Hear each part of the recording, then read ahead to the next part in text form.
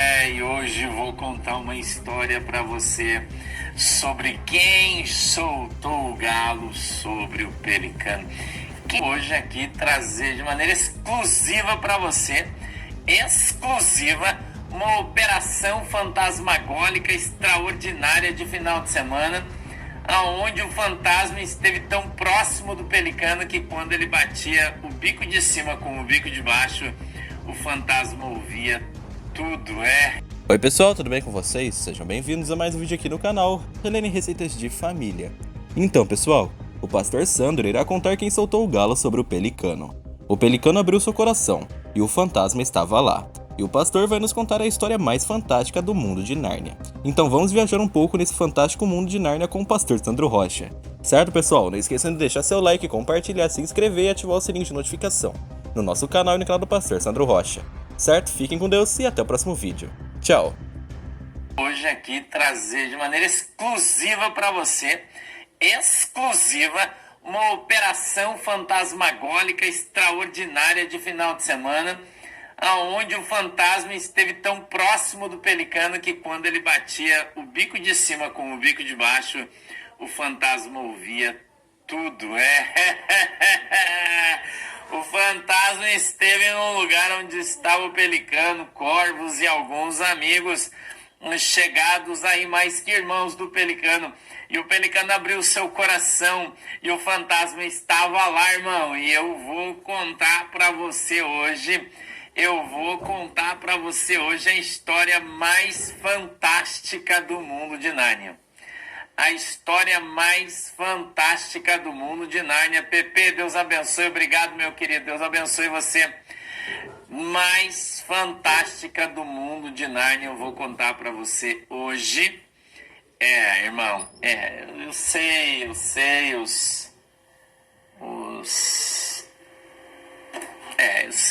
eu sei que você vai falar, eu sei. Só os fortes, só os verdadeiros cidadãos narnianos vão hoje, viajar comigo nesse mundo fantástico de Nárnia. Esse mundo fantástico de Nárnia. Só, irmão, é só Jesus nisso aí, irmão. Só Jesus mesmo, meu Deus, né? Mas eu vou te contar hoje, vou te falar sobre o clã Zé Sarna, irmão. O clã Zé Sarna, que domina uma região específica de Nárnia e que precisa que o pelicano esteja na terra dos pés juntos. Precisa. Ele é o cabeça de todo esse sistema, todo o chefe, the boss, é isso aí. Zé Sarna, o poderoso chefão, é o Zé Sarna. E é ele quem determina, é ele quem manda, irmão, no enlameado. É ele quem manda no Gigi. É ele quem manda no Gigi.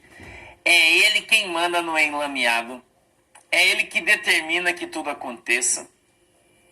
E eu vou hoje trazer para você aqui uma história. Vou dizer para você que quem está atravessando essa história é o homem laranjado. O homem laranjado entrou com os dois pés nesse negócio. Entendeu, irmão? Nós temos também um emaranhado de conversas, né? Nós temos também a Pérsia no meio de tudo isso. Nós temos também o povo de 2030, que é a base de tudo isso. É o povo de 2030, você não tenha dúvida nenhuma disso. Que precisa que toda a Nárnia, tanto a do norte, que foi tomada pelo velhinho, que você sabe, que agora vai cair por terra. E o velhinho de Nárnia do Norte é quem financiava com milho tudo isso. Era o velhinho de Nárnia do Norte. Parece um filme hollywoodiano, mas não, é apenas uma história de Nárnia, com seus detalhes, com seus meandros. E eu quero desenrolar essa história com você hoje. Vou falar devagar, com calma. Eu quero que você ouça e entenda. Isso é de interesse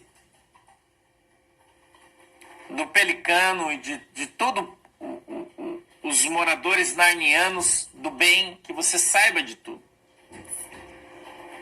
Que você saiba de tudo isso. Você sabe que há um grupo, né, de dominadores, que era o clã dos Penudos e o clã do Drácula. Você sabe disso, desde que o mundo é mundo e que Nárnia é Nárnia. O clã do Drácula e o clã dos Penudos vem mandando o professor, criador lá atrás de tudo isso, só que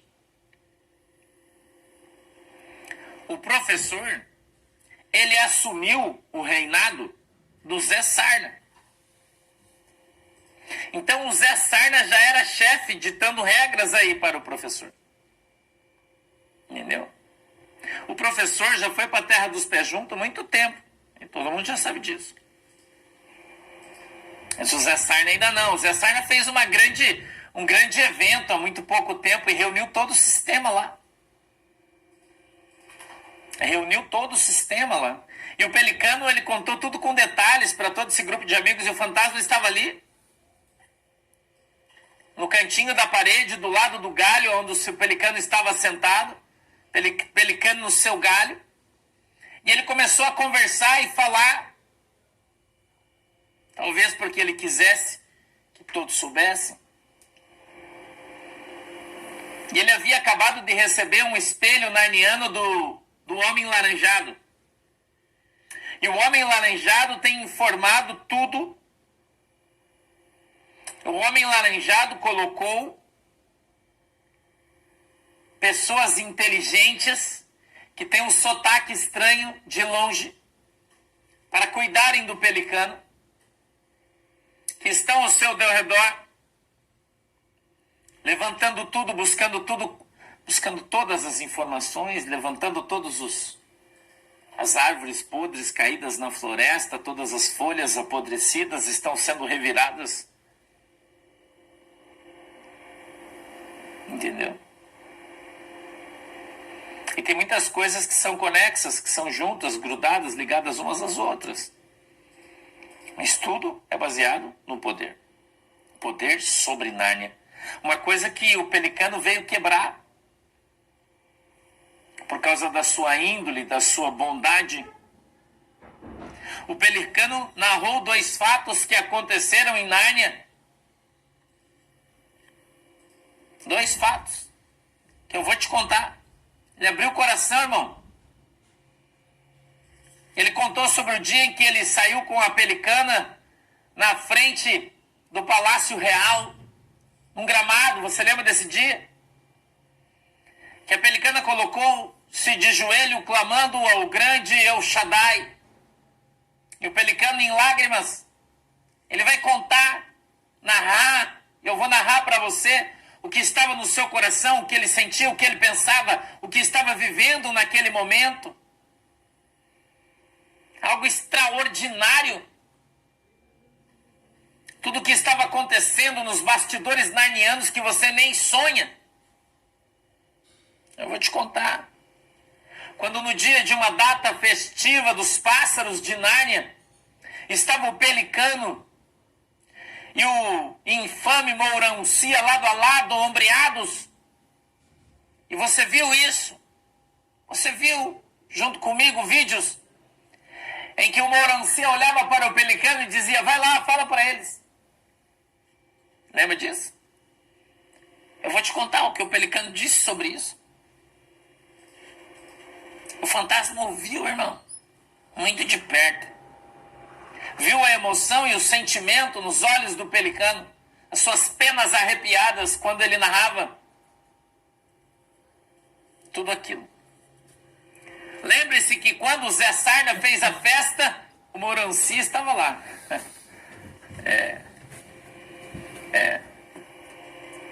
É isso aí.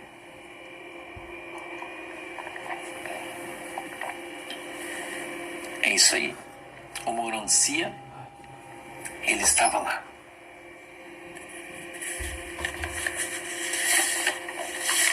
Eu vou começar. Fiz anotações para não perder detalhes. E eu quero que você, cidadão naniano, lembre que essas cartas todas são fictícias, de ficção. E que hoje um dos principais capítulos de todo o nosso livro, de nossa peça de ficção sobre Nárnia, hoje talvez seja o mais importante. O mais importante, você vai prestar atenção que essa semana houve uma grande mudança de comportamento dos principais agentes. Não esqueça. Não esqueça. As peças vão se encaixando. O livro só estará à venda quando terminar. A gente, por enquanto, está editando ele, passando capítulo a capítulo. Escrevendo todos os dias os capítulos do mundo de Nárnia. Para você.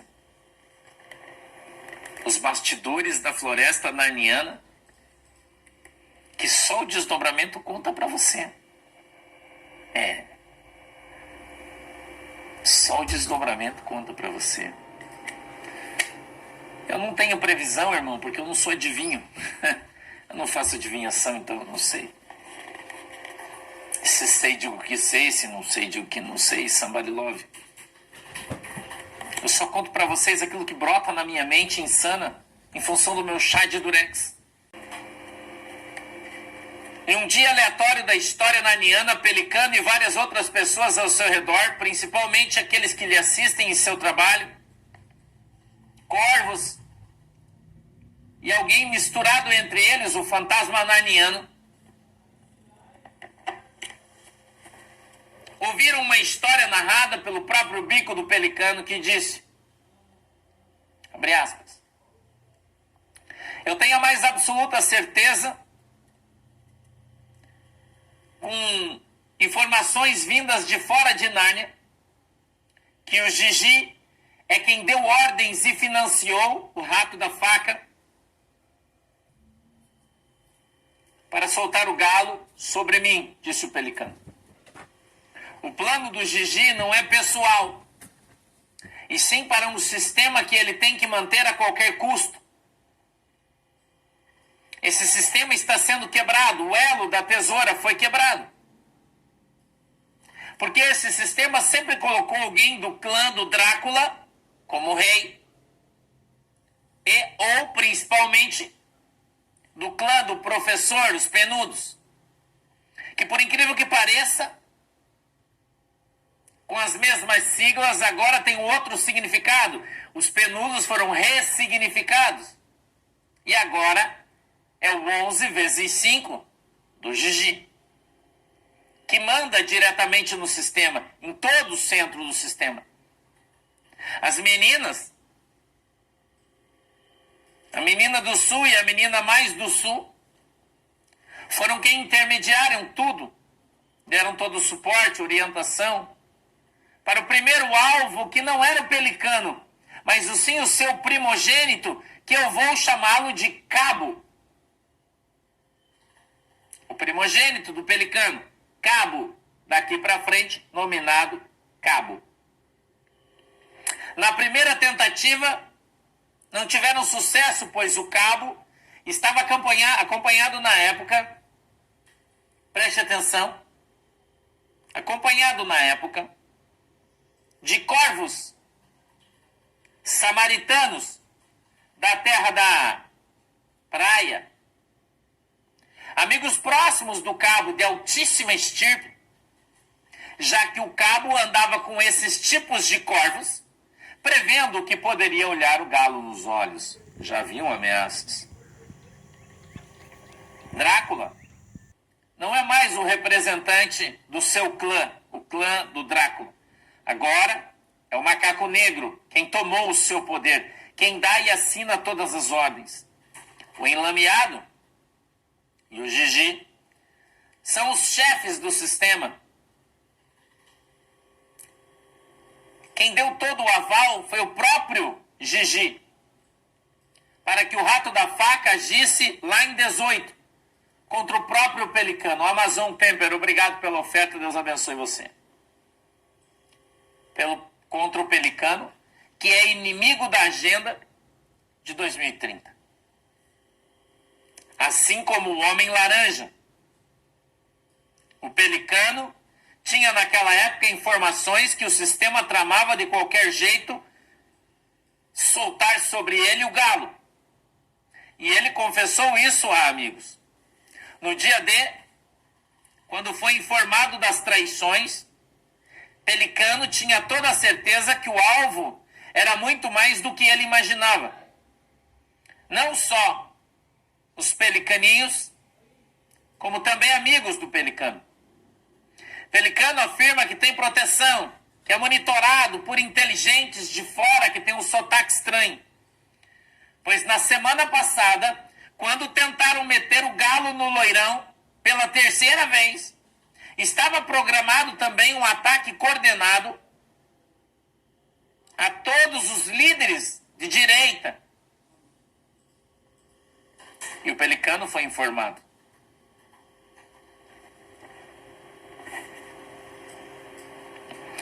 Quando ele foi informado disso, rapidamente ele se lembrou do dia em que ele teve que dormir na abaixada, pois foram os mesmos inteligentes de sotaque engraçado que se utilizaram do seu espelho narniano e disseram, abre aspas, se esconde nesse exato momento, fecha aspas.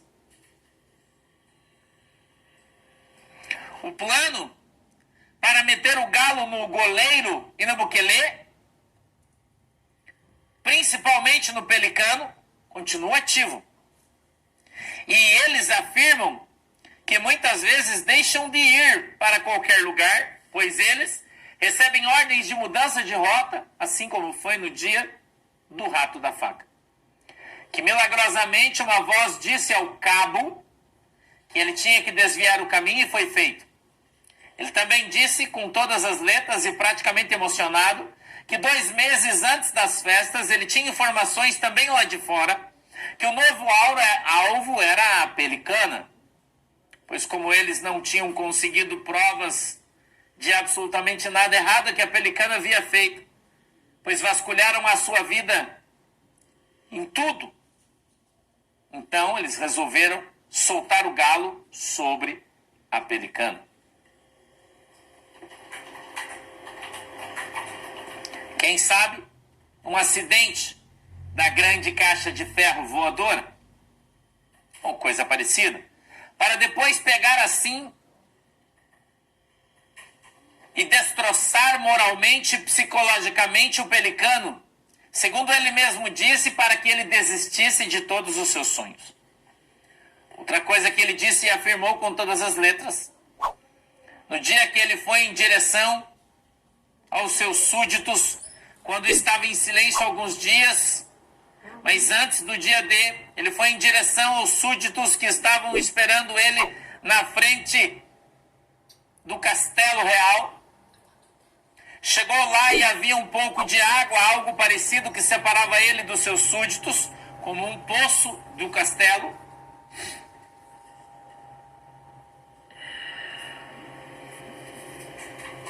Antes de chegar lá, nesse poço, o qual tinha muitos súditos o chamando e dizendo que queriam abraçá-lo e etc. Estavam apoiando ele e todas as suas decisões. Então a Pelicana ajoelhou-se e começou a clamar. Naquele exato momento, o Pelicano se emocionou, segundo ele mesmo contando, abre aspas, eu me emocionei, pois eu tinha contado à Pelicana que queriam que eu me segurasse numa corda e pulasse num poço, ou algo parecido para deixá-los em paz e com as suas vidas limpas. Pelicana não sabia se eu iria tomar esta decisão ou não. Então, naquele exato momento, ela sentiu em orar e ajoelhou-se, pedindo pela minha vida. Foi quando eu me emocionei naquele exato momento e vi a multidão e sabia que eu não iria continuar como rei. Fecha aspas. Ele disse também a amigos que estava convicto que iria dar sim a palavra final no dia D, mas não conseguiu, pois o Robin recebeu aquela fatídica ligação de que todos os pelicanos estavam cercados e que se ele desse a ordem, toda o seu ninho seria queimado. E o plano para executá-lo e todo o seu ninho estava em andamento acelerado. E ele disse: eu tive que recuar. Esses são os resumos da nossa conversa. No meio da conversa, uma das pessoas, olhando para o Pelicano, disse: mas Pelicano, os sistemas são apenas os dois, o enlameado e o Gigi? E o Pelicano, olhando nos seus olhos, respondeu: não. O chefe, o cabeça, quem está por tudo é o José Sarna e a sua família. Ele disse: lembram de uma festa que ele fez? Estava lá todo o sistema. Ele deixou claro quem são e que seu sócio é o Lidra. O próprio esquema dos jogos de azar, que é deles, vai trazer a sua queda e exporá a todos. Isso é uma Pelicano. E vai trazer tudo à tona. A bonitona é a ponta da lança. O Lidra, disse o Pelicano, é funcionário deles, principalmente a Rosinha Sarna, que também é sócia de tudo isso. Para que eles continuem mandando em todo o Nordeste de Nárnia, precisam que o Pelicano vá para a Terra dos Pés Juntos, pois ele está tomando o coração de todos os súditos do clã dos Sarna e vai matar eles politicamente, os estrangulando. Por isso, eles precisam que o Pelicano imediatamente vá para a Terra dos Pés Juntos. O Drácula foi ejetado do sistema. Sim. Ejetado do seu clã, que foi tomado pelo Macaco Negro. E o Pelicano disse: esta semana vou conversar com o Drácula e quero saber de que lado ele está. Se do nosso ou do deles. O Mourão Cia estava na festa. E agora, nesta semana, teve uma reunião com o Lidra e com o Macaco Negro. Eles queriam que o Mourão Cia desse informações, mas ele disse: não tenho mais nada, pois estou afastado da cúpula e não tenho visto absolutamente mais ninguém. Não se sabe se está tentando tirar da reta. Ninguém sabe. O dia em que eles estavam no palanque, o Pelicano disse que o Mourão Cia, olhando para ele, disse, abre aspas, conta logo a verdade. Chama eles lá. Conta logo a verdade. Diz que você não vai fazer nada. Porque você sabe que não pode fazer nada, né? Fecha aspas. O Macaco Negro quer o Drácula fora. Foi o Macaco Negro que tirou o Drácula do curso. Vocês lembram quando o Drácula foi fazer um curso? Segundo o Pelicano.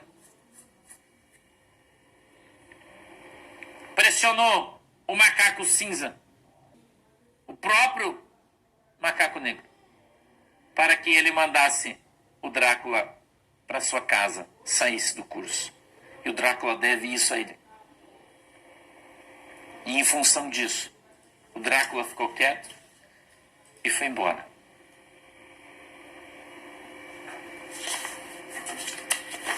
Poucas páginas, poucas letras, e narram toda uma história. Narram toda uma história. Que é só uma história fictícia sobre o mundo narniano, que está agora vindo à tona. Segundo os corvos, os altos galhos podem agora voltar a tomar atitudes drásticas contra os narnianos do sul e começar a aplicar cursos, escute isso, uma semana